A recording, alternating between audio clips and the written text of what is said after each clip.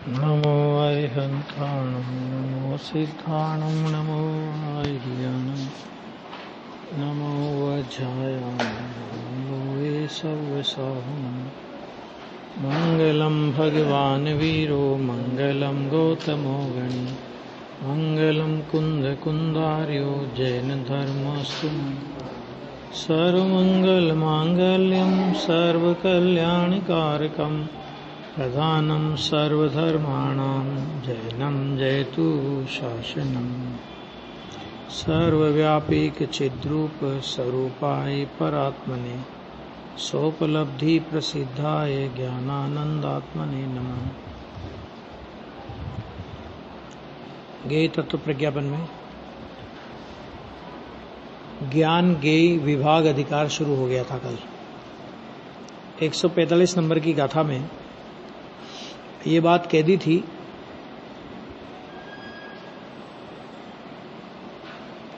कि जीव से अन्य सब, ये आया था ना, 4 प्राणों की चर्चा आई थी। तो वो कहते हैं कि संसार अवस्था में ये सब होने पर भी जो संयुक्तपना है वह व्यवहार जीवत्व का हेतु है और वह विभक्त करने योग्य है। यानी व्यवहार जीवत्व का कथन इसलिए किया गया है कि तू ये मान के ये जीवत्व मेरा स्वरूप नहीं है। क्या व्यवहार जीवत्व का स्वरूप क्यों बताया? तो अभी तक अपन क्या मानते हैं, मैं कितने इंद्रिय वाला? तो अपना उत्तर क्या आता है? 5 इंद्रिय वाला। वो कहते हैं कि 5 इंद्रियों के संयोग का ज्ञान आत्मा को 5 इंद्रिय वाला मानने के लिए नहीं कराया था हमने,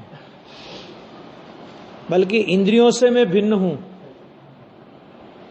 मन वचन काय बल से मैं भिन्न हूं, आयु और श्वासोश्वास से मैं भिन्न हूं। कोई अपने से पूछे अभी आयु कितनी, तो अपन फटाक से उत्तर देंगे 50 साल, 55 साल, 52 साल, 53 साल, जो भी है देंगे।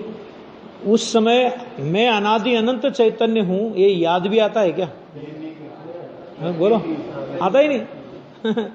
जब ये आचार्य कह रहे कि आयु प्राण, आपने तो आयु प्राण का वर्णन किया, तो हमने ये भी तो कहा था कि वो व्यवहार जीवत्व का हेतु है। इसका मतलब क्या है? इसका मतलब ये है कि तू वो वास्तव में तेरा स्वरूप नहीं है, इसलिए उससे अपने को भिन्न कर ले। भिन्न कर ले माने भिन्न मान ले, ये सारा सार था। देखो ये चर्चा ऐसा 85 काय में भी ये बात आई है। 85 काय में लगातार बहुत सारी गाथाओं में जीव के काय का, इंद्रिय का, प्राणों का, सबका वर्णन किया। 10-5 गाथाओं में ये सारा वर्णन करने के बाद फिर आचार्य भगवान ने कहा कि जिनागम में वर्णित ये सब काय, प्राण, इंद्रियां आदि जीव नहीं है।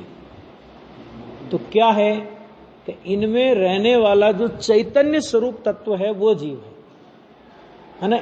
ये ज्ञान तो कराया क्योंकि संयोग है। अभी जीव को हम ढूंढे तो कहां ढूंढे? तो ये बोलना पड़ेगा कि देह देवल में विराजमान है।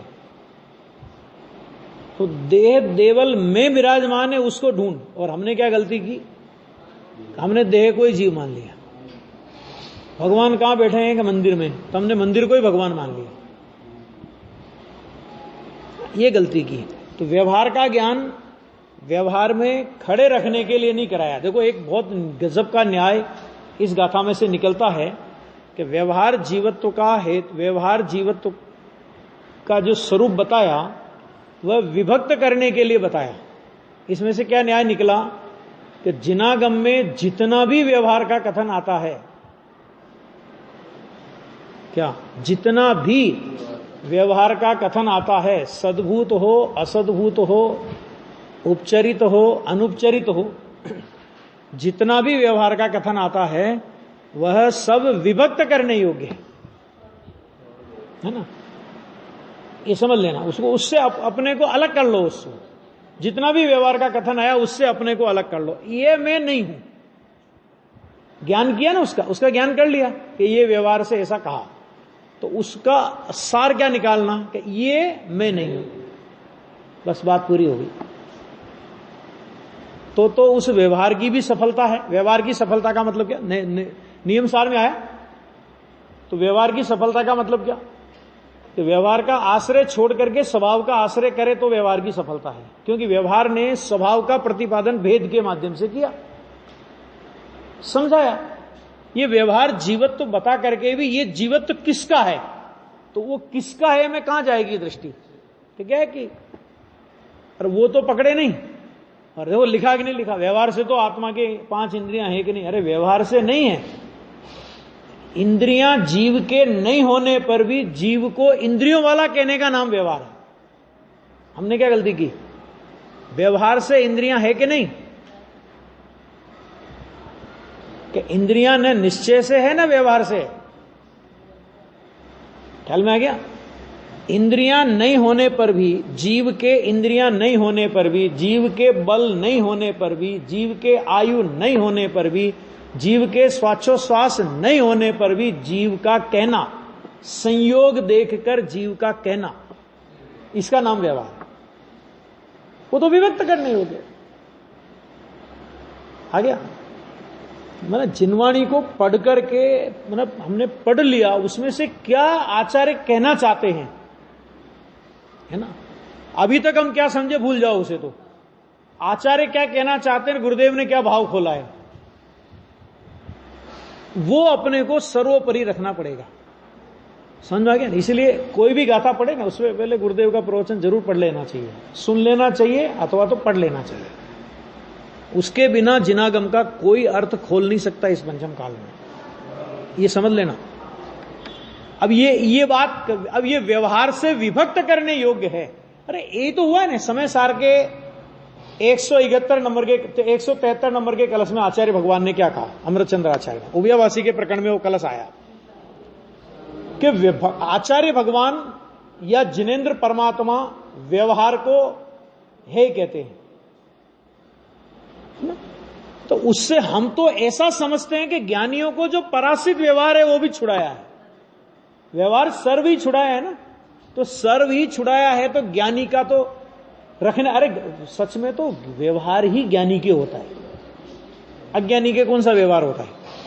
तो जब ज्ञानी को भी व्यवहार आश्रय करने लायक नहीं, भले उसकी कमजोरी के कारण वो होता है,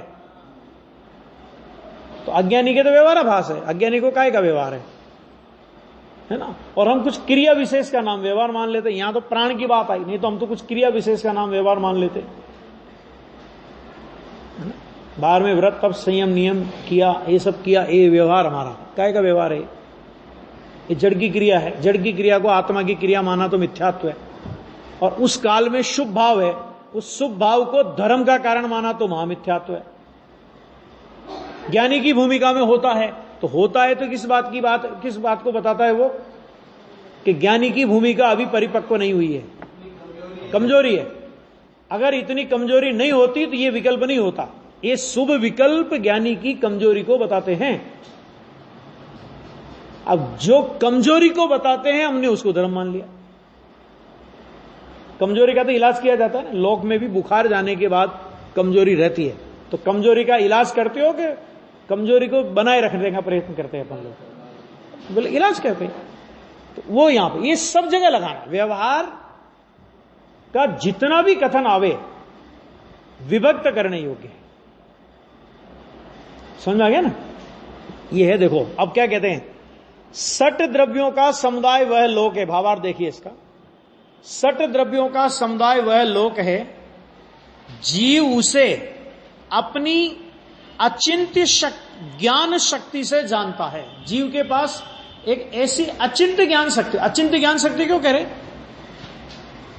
अचिंत्य ज्ञान शक्ति इसलिए कह रहे हैं कि जीव लोक को जानने के लिए लोक में नहीं जाता, और लोक के पदार्थ जीव में ज्ञात होने के लिए जीव की पर्याय में नहीं आते। पदार्थ पदार्थ में रहते हैं, जीव और जीव की ज्ञान पर्याय जीव में रहते हैं, और फिर भी सारे लोक संबंधी का जानपना हो जाता है। इसको बोलते हैं अचिंत्य शक्ति, हम सोच नहीं सकते जिसके बारे में अचिंत्य ज्ञान शक्ति से जानता है। इसलिए जीव के अतिरिक्त शेष द्रव्य क्या है, वे ज्ञेय हैं। जितने भी द्रव्य वो ज्ञेय हैं, और जीव ज्ञान तथा ज्ञेय है। जीव दोनों हैं। जीव ज्ञान भी है, माने जानने वाला भी है, और जीव ज्ञेय है, माने जानने में आने वाला भी है। बराबर है ना। अब अपने को क्या तकलीफ होती है कि जब कि पर के प्रमेयत्व की तो दुनिया को चिंता होती है, बड़े बड़े विद्वानों को भी। अगर साहब पर को नहीं जानेगा, गुरुदेव जो बोलते हैं ना कि पर को नहीं जानता, पर संबंधी अपनी ज्ञान पर्याय को जानता है, तो बहुत लोगों को इसमें खतरा लगता है कि फिर पर के प्रमेयत्व गुण का क्या होगा, अपने प्रमेयत्व गुण का क्या होगा, इसकी किसी को चिंता नहीं है। कि अपने में भी तो प्रमेयत्व गुण है ना, तो अपना आत्मा अपने में, अपने को जानने में आता है, और जानने में आने पर भी मैं उसका तिरस्कार करके उसे नहीं जानता, उसकी किसी को चिंता नहीं है। लेकिन पर को नहीं जानेगा तो फिर पर प्रकाशक स्वभाव उड़ जाएगा कि भाई पहली बात तो ये करो, नक्की करो कि स्वपर प्रकाशक जो स्वभाव है वो पर के कारण से पर प्रकाशक स्वभाव है, ऐसा नहीं है। क्यों? क्योंकि स्वपर प्रकाशक ये दो स्वभाव ही नहीं है, एक अखंड स्वभाव का नाम स्वपर प्रकाशक स्वभाव है। और स्वभाव कभी भी स्वभाववान से अलग नहीं होता। तो ज्ञान स्वपर प्रकाशक स्वभाव किसका? ज्ञान का, आत्मा का। तो ज्ञान का स्वभाव ज्ञान से अलग होगा या ज्ञान के साथ एक में एक होगा? तो और एक बात, दूसरी बात कि स्वभाव उसे कहते हैं जिसे पर की अपेक्षा नहीं आवे। और हम तो ये समझते हैं कि पर प्रकाशक माने पर को प्रकाशित करने वाला। हम तो बात ही पर से शुरू करते हैं, समझ में आ गया ना। जबकि वो ज्ञान की अचिंत्य शक्ति है कि ज्ञान में स्व ज्ञेयाकार माने स्व आत्मा और विश्व के सारे पर द्रव्यों संबंधी ज्ञेयाकार ज्ञान में ज्ञात होते हैं। वह ज्ञान की अचिंत्य सामर्थ्य से ज्ञान जानता है। इसका मतलब क्या कि पर है इसलिए पर को जानता है। क्या कहा? पर है इसलिए पर को जानता है, ऐसा नहीं। पर को जाना यानी पर संबंधी ज्ञान हुआ, उसमें पर का कुछ भी कारणत्व तो है। देखो पर संबंधी ज्ञेयाकार ज्ञान में आया, ध्यान से सुनना। तो पर संबंधी ज्ञेयाकार में द्रव्य गुण पर्याय का विचार करोगे। ये द्रव्य गुण और पर्याय, पर संबंधी ज्ञेयाकार, साफ साफ शब्द बोल रहा हूं, है ना। तो पर संबंधी ज्ञेयाकार में द्रव्य गुण और पर्याय लगाओ। तो पर संबंधी ज्ञेयाकार ये क्या हुई? द्रव्य है कि गुण है कि पर्याय है? पहले ये नक्की करो, क्या है ये? हैं?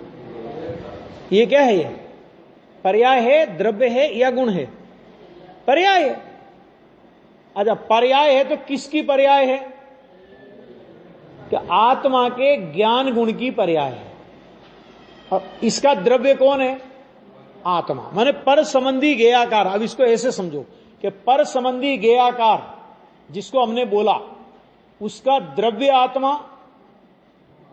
गुण ज्ञान और पर्याय ज्ञान की परिणति, और पर का द्रव्य, गुण, पर्याय, प्रदेश, अरे यहां तक कि एक अविभागी प्रतिच्छेद भी उस ज्ञान की पर्याय में नहीं आया। अत्यंत अभाव है। जो भी वो जानता है ज्ञान, वो अपनी अचिंत्य ज्ञान शक्ति से जानता है। माने वो ज्ञान का परिणमन है, और वो ज्ञान का परिणमन ही ज्ञान में जानने में आता है। लेकिन कैसा परिणमन है ज्ञान का? कि ठीक जैसे लोक में ज्ञेय हैं वैसा का वैसा ज्ञान में परिणमन हुआ है। और उसमें कर्ता, कर्म, करण, संप्रदान, अपादान और अधिकरण, ये सट कारक ज्ञान के लगेंगे, पर के नहीं लगेंगे। तभी तो कहा अपनी अचिंत्य शक्ति से जानता है ना। पर का कुछ भी सहयोग नहीं लेता हो, आ गया। और पर का कुछ भी सहयोग लेना तो भूत और भविष्य को जान ही नहीं सके, क्योंकि भूतकाल की पर्याय है नहीं और भविष्य की पर्याय है नहीं। और केवल ज्ञानी के केवल ज्ञान में या ज्ञान में तो त्रिकालवर्ती सारी पर्याय जानने में आ रही कि नहीं आ रही? आ रही है ना। तो भूतकाल की और भविष्य काल की पर्याय नहीं है, नहीं, बस वर्तमान में नहीं है ना।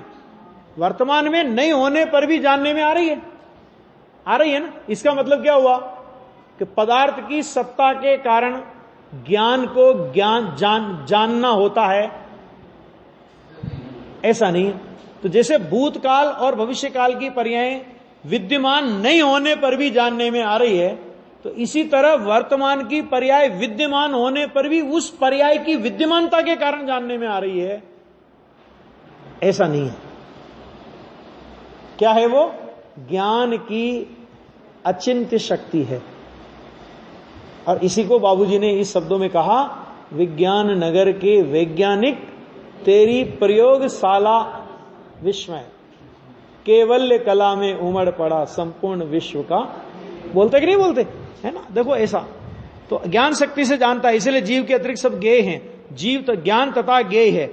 उस जीव को वस्तु के स्वरूप भूत होने से जो कभी नष्ट नहीं होता। क्या नष्ट नहीं होता? कि ऐसा निश्चय जीवत्व सदा ही है। क्यों सदा ही है? क्योंकि वो जीव वस्तु के स्वरूप भूत है। और अगर स्वरूप का नाश हो जाए, नमक में से खारेपन का नाश हो जाए, चीनी में से मीठापन का नाश हो जाए, नींबू में से खट्टेपन का नाश हो जाए, घी में से चिकनेपन का नाश हो जाए, वस्तु ही नहीं रहेगी। तो ये निश्चय जीवत्व तो जीव के वस्तुभूत है, इसलिए वो तो कभी नष्ट होता ही नहीं, है ना? ऐसा निश्चय जीवत्व सदा ही है। और उस निश्चय जीवत्व का कारण कौन है? तो उन्होंने कहा स्वाभाविक अनंत ज्ञान शक्ति है।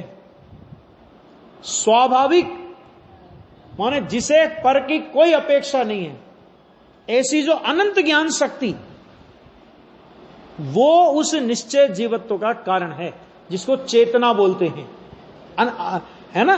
तो ऐसे अनंत ज्ञान शक्ति है। ऐसा निश्चय जीवत्व जीव के सदा होने पर भी,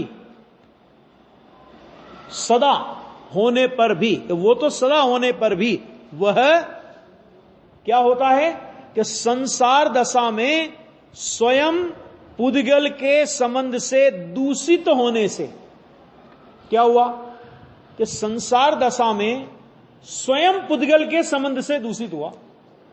पुद्गल ने दूषित किया, पुद्गल ने जीव को विकारी बनाया, पुद्गल ने जीव को 10 प्राणों की योग्यता प्रदान की, ऐसा नहीं, स्वयं उस प्रकार की योग्यता वाला हुआ हो, स्वयं दूषित हुआ होने से 4 प्राणों से संयुक्त है।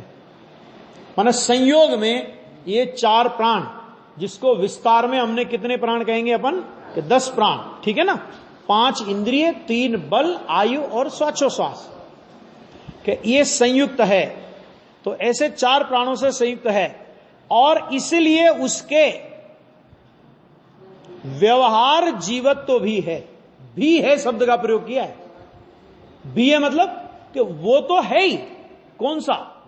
निश्चय जीवत्व तो सदा काल है ही, लेकिन संयोग दशा में, संसार की अवस्था में पुद्गल के संबंध से दूषित हुआ होने के कारण व्यवहार जीवत्व भी है। मैंने वो भी एक तात्कालिक संयोग में वो अवस्था पाई जाती है। उस व्यवहार जीवत्व को कारण रूप कौन है? कि जो प्राण से संयुक्त बना। व्यवहार जीवत्व माने क्या? कि पर्याय में उस प्रकार की क्षयोपशम आदि रूप योग्यता। और उसमें कारण कौन है? कि उसमें कारण है जो 4 प्राणों से संयुक्तता, द्रव्य प्राण वगैरह भी होते कि नहीं, है ना? उससे जीव को भिन्न करना चाहिए। माने ये बात हम बताने के लिए कही कि उससे तुम जीव को भिन्न करो। मतलब क्या? मतलब ये कि वो 4 प्राण रूप योग्यता, 4 प्राण रूप पुद्गल का संयोग, इन सब को तुम जीव का स्वरूप मत मानो, ये कह रहे हैं आचार्य। है तो सही संयोग में, क्योंकि अगर वो संयोग में ही नहीं होता तो तुम उनको जीव मत मानो, ये कहने की आवश्यकता नहीं थी। और यदि वो स्वभाव ही होता तो उससे भिन्नता करने की कोई जरूरत नहीं थी। माने वो स्वभाव नहीं है और संयोग में पाया जाता है। ख्याल में आ गया कि नहीं आ गया? जैसे राग है ना, राग, तो राग स्वभाव नहीं है, लेकिन पर्याय में संयोग रूप में राग की विद्यमानता है, तो आचार्य कहते हैं कि राग से भेद ज्ञान करो। इसी तरह यहां पर व्यवहार जीवत्व से भेद ज्ञान कराया। देखो कितनी गजब की, यानी आचार्य कुंद देव की शैली कितनी अजब गजब की शैली है। देखो अब नया पेरा आए, नई गाथा। अब प्राण कौन कौन से हैं सो बतलाते हैं, उसका भी विस्तार करते हैं थोड़ा। कौन से प्राण हैं? देखो, इंद्रिय पाणो य तथा बल पाणो तय आउ पाणो य आण प्राणो जीवाणम होन्ति पाणाते। इंद्रिय प्राण तथा बलि बल प्राण आयु प्राणिने बलि प्राण स्वाच्छो श्वास ऐसो जीव केरा प्राण छे। देखो इसी गाथा के लिए, इस गाथा को देखने के पहले अपन एक वृद्रव्य संग्रह की तीसरी गाथा देखते हैं जरा। उसमें भी बहुत गजब का अर्थ किया है। देखो,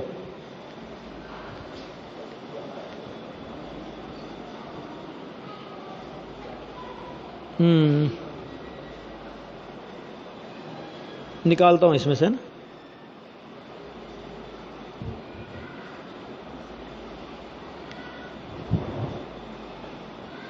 वृद्रव्य संग्रह में तीसरे नंबर की गाथा है ये। देखो 10 प्राणों का वर्णन किया ना, कितना गजब शैली से इन्होंने वर्णन किया है, जरा देखो इसमें।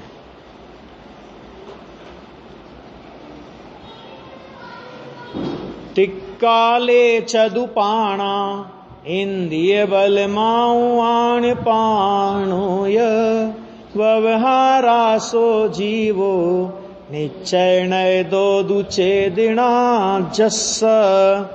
देखो यहां पे क्या कहते हैं कि तीनों कालों में इंद्रिय, बल, आयु और स्वाच्छोश्वास, इन 4 प्राणों को जो धारण करता है वह व्यवहार नय से जीव है। व्यवहार नय से जीव माने वो परमार्थ जीव नहीं है। निश्चय नय से जिसको चेतना है वह जीव है, ये तो ठीक। अब इसमें ये इंद्रिय प्राण, बल प्राण, आयु प्राण और स्वाच्छोश्वास प्राण मिले क्यों जीव को? आया समझ? ये संयोग में है, वो बात तो प्रवचन सार में भी आएगी और इसमें भी आ गई। लेकिन टीका में ब्रह्मदेव सूरी ने बहुत गजब शैली से द्रव्य संग्रह की टीका लिखी है। तो उसमें उन्होंने ये प्राणों का ज्ञान तो कराए, साथ में ये भी बताया कि ये प्राण मिले क्यों, इंद्रिय प्राण मिले क्यों, बल प्राण मिले क्यों, आयु प्राण मिले क्यों, स्वाच्छोश्वास प्राण मिला क्यों। तो उसका देखो कहते हैं, तीनों कालों में जीव के 4 प्राण होते हैं। टीका, वे कौन कौन से? तीन। देखो अब देखो यहां देखना, अब वे कौन से, अब इसमें लिखा इंद्रिय बल माउ आण पाणोय। इसका मतलब क्या हुआ? इंद्रिय, बल, आयु और स्वाच्छोश्वास, ये 4 प्राण। अब उसमें देखो कितना गजब का लिखा, अतीन्द्रिय। इंद्रिय प्राण क्यों मिला? इंद्रिय प्राण क्यों मिला? उसका बहुत गजब का कारण, अतीन्द्रिय शुद्ध चैतन्य प्राण से प्रतिपक्षभूत, छायोपशमिक इंद्रिय प्राण है। ज्ञान कराया, छायोपशमिक मैंने भावेंद्रिय है ना, ये द्रव्य इंद्रिय तो वो तो और भी जड़ में गई, लेकिन जीव के प्राण में क्या आएगा? कि भावेंद्रिय है ना, तो छायोपशम रूप भावेंद्रिय, तो वो कैसी है? कि अतीन्द्रिय शुद्ध चैतन्य प्राण से प्रतिपक्षभूत है। भगवान आत्मा कैसा है? कि भगवान आत्मा शुद्ध अतीन्द्रिय शुद्ध चैतन्य प्राण स्वरूप है, और ये इंद्रियां कैसी है? कि अतीन्द्रिय शुद्ध चैतन्य प्राण से प्रतिपक्षभूत। मैंने प्रतिपक्ष का मतलब समझ गया ना, विरोधी। क्षयोपशमिक इंद्रिय प्राण है एक। नंबर 2, अनंत वीर्य लक्षण बल प्राण। आत्मा का प्राण कैसा है? बल प्राण में लिया कि अनंत वीर्य लक्षण है जिसका। अनंत वीर्य से नीचे बात ही नहीं करना। अनंत वीर्य लक्षण बल प्राण, ये तो आत्मा का लक्षण है। और इससे अनंतवें भाग प्रमाण, अनंत बल प्राण का अनंतवां भाग, उसके अनंतवें भाग प्रमाण मनोबल, वचन बल और काय बल प्राण है। आगे 2। अब आयु में देखो कैसा, कितना गजब का लिया कि अनादि अनंत आयु कितनी आत्मा की है? तो कहते हैं अनादि अनंत शुद्ध चैतन्य प्राण से विपरीत, उससे विलक्षण सादी शांत। सादी शांत क्यों लिया? नई नई आयु प्रकट होती है संयोग में और उसका अभाव हो जाता है। नई नई आयु आती है और उसका अभाव हो जाता है। तो अनादि अनंत शुद्ध चैतन्य प्राण से विपरीत, उससे विलक्षण सादी शांत, माने आदि और अंत सहित आयु प्राण है। आयु प्राण माने जीव के वहां रहने की योग्यता, आयु कर्म उसमें निमित्त। समझ में आ गया नहीं है? जीव इस शरीर में इतने काल रहेगा, ऐसी जीव की योग्यता, वो जीव का आयु प्राण है।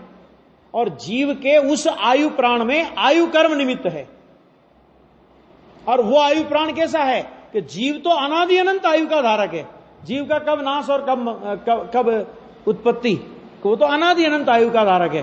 लेकिन अनादि अनंत आयु के धारक से विपरीत ये आदि अंत सहित आयु प्राण है। और श्वास और उच्छ्वास के परावर्त से उत्पन्न, श्वास उच्छ्वास के परावर्त से उत्पन्न खेद रहित श्वास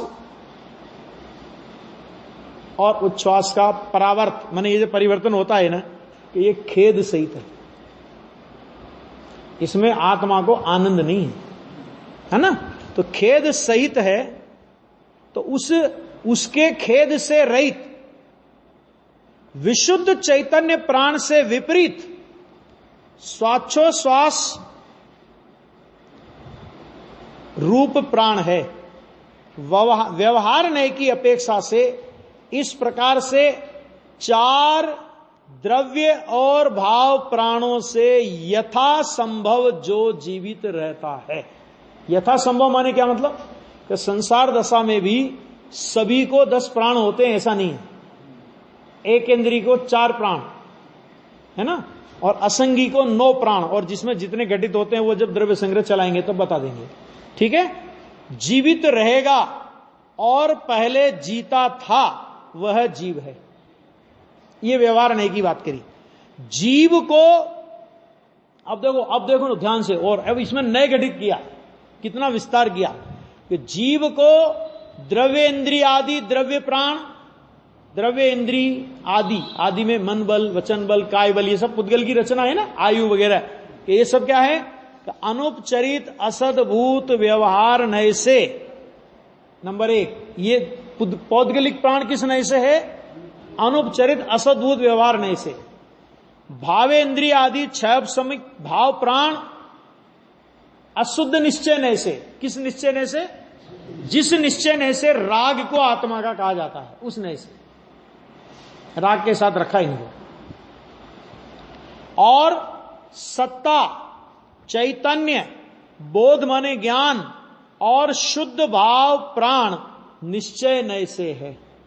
ये है वास्तव में प्राण। ये प्राण मेरा कौन से प्राण? तो सत्ता माने अनादि अनंत पना, चैतन्य, बोध आदि शुद्ध भाव प्राण निश्चय नय से है। शुद्ध निश्चय नय से उपादेय भूत शुद्ध चेतना जिसके है वह जीव है। माने हम व्यवहार जीव को जीव नहीं कहते, व्यवहार प्राण वाले जीव को हम परमार्थ जीव नहीं कहते। उपादेय भूत जीव कौन है? कि शुद्ध निश्चय नय से उपादेय भूत शुद्ध चेतना जिसके है अरे आश्रय करने लायक तो शुद्ध चेतना अर्थात शुद्ध चेतना स्वरूप जीव द्रव्य, यह क्षय श्रमिक, ये खंड खंड भावेंद्रियां, ये मन बल, वचन बल, काय बल, ये आयु, ये श्वासोश्वास, ये कोई आश्रय करने लायक है?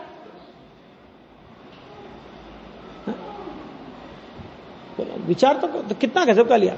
वह जीव है इस प्रकार, बस आ गया ना। फिर इन्होंने एक एक का गिनाया विस्तार से, बहुत मैंने एक इंद्रिय दो इंद्रिय सबका गिनाने के बाद फिर देखो, अब देखो इसी में देखो बहुत गजब की बात आई कि अब अध्यात्म भाषा में नयों का लक्षण कहते हैं, ये बात आई है।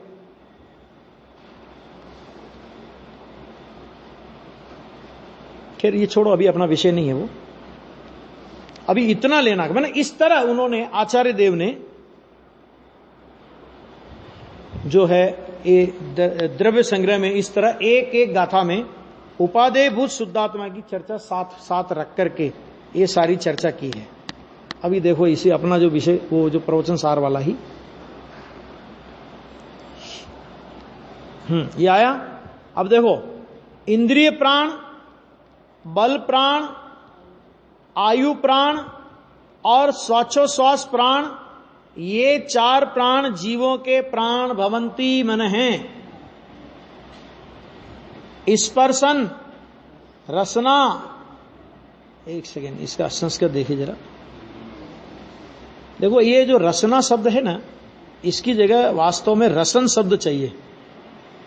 रसना अपनी बोलचाल में है तो कोई ध्यान नहीं देता है, लेकिन टीका में अगर आप देखेंगे तो स्पर्शन, रसन, घ्राण, चक्षु, श्रोत्र, पंचकमिंद्रिय प्राणा, ये शब्द पढ़ा है ना।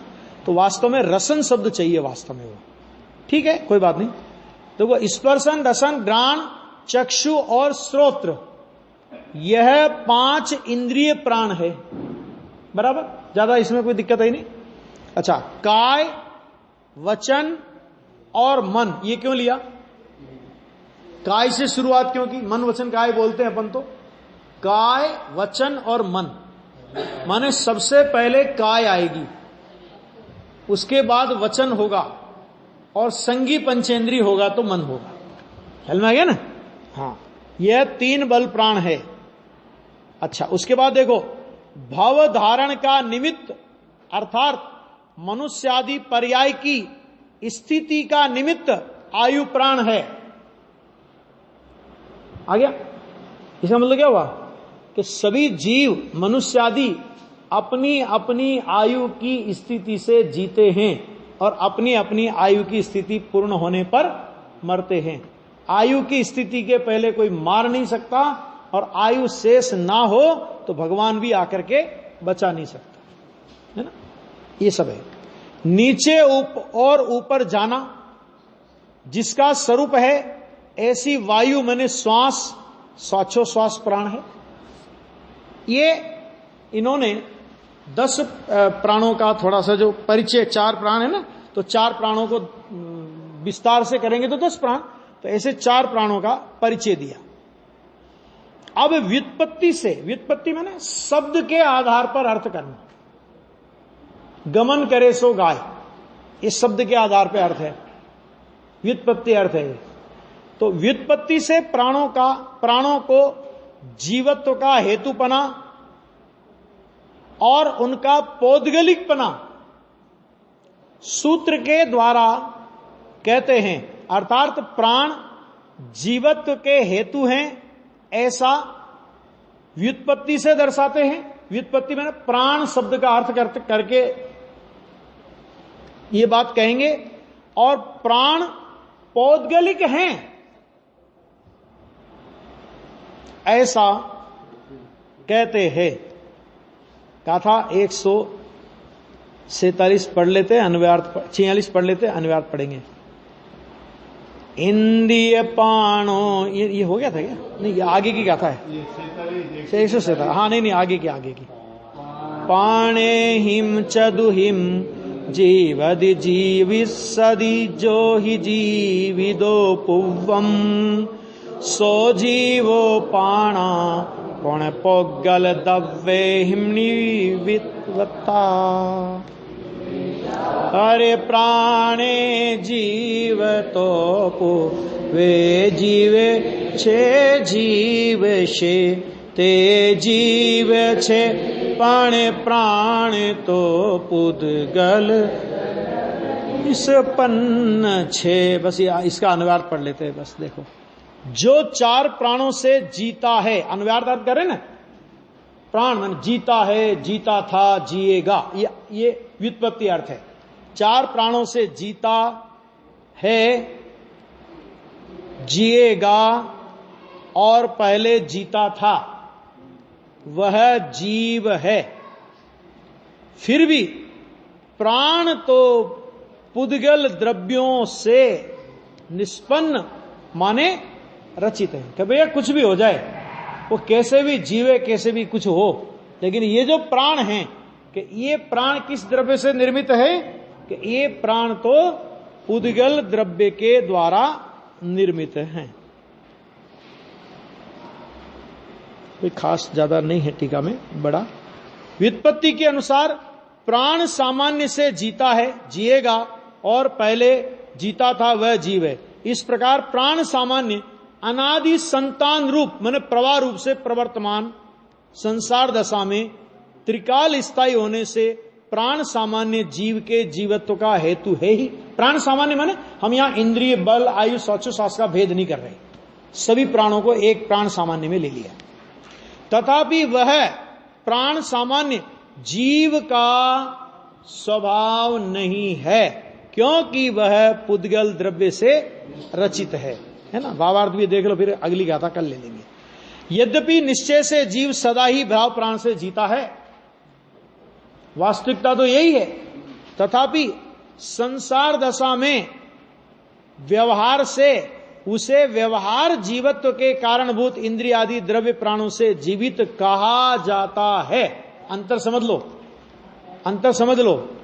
निश्चय से जीव सदा ही भाव प्राण से जीता है और द्रव्य प्राणों से जीवित कहा जाता है। वजन किस पर दे रहे हैं ज्यादा, वो समझ लेना। आ गया ना। ऐसा होने पर भी वे द्रव्य प्राण आत्मा का स्वरूप किंचित मात्र नहीं है, क्योंकि वे पुद्गल द्रव्य से निर्मित है। कितनी बढ़िया बात कह दी। अब आगे प्राणों का पौद्गलिक बना सिद्ध करते। ऐसे थोड़ी आ जाएगा, हम आचार्य ने कह दिया कि पुद्गल द्रव्य से निर्मित है और सारा जगत मान लेगा कि पुद्गल द्रव्य से निर्मित है, ऐसा नहीं।